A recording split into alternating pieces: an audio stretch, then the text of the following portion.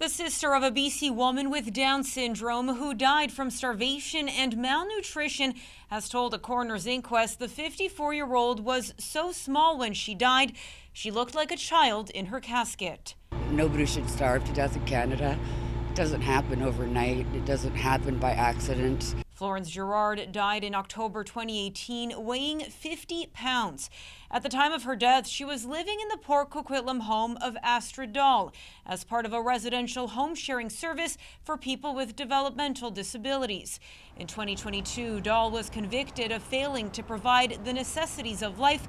On Monday, a coroner's inquest into Girard's death began. I'm angry, but I'm very grateful for the opportunity to have the inquest to find out why and who failed her and what needs to be fixed and changed. While Dahl was initially given a 12-month conditional sentence, the appeals court later sentenced her to 15 months in prison.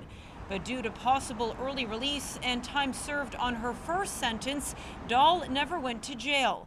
A coroner's inquest doesn't lay blame. Instead, juries are asked to make recommendations for how to prevent similar deaths in the future. She's vulnerable, she's innocent, she's supposed to be taken care of.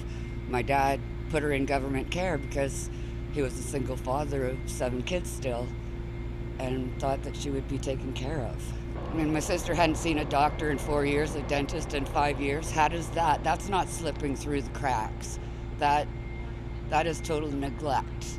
Down Syndrome BC, which was created after Girard died, hopes the inquest leads to changes that protect people with developmental disabilities in care. It's horrible.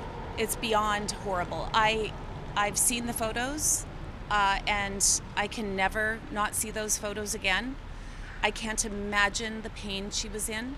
Kinside Community Society, which was contracted by a provincial crown corporation to oversee Girard's home sharing situation, tells City News this is a heartbreaking case, adding it will cooperate in the process. City News reached out to the Ministry of Social Development and Poverty Reduction, but they did not respond before broadcast deadline. Bercy remembers her sister as sweet and sarcastic. She says she misses her and always will. I'm going to use Florence's name and I'll be her voice because this can't keep happening.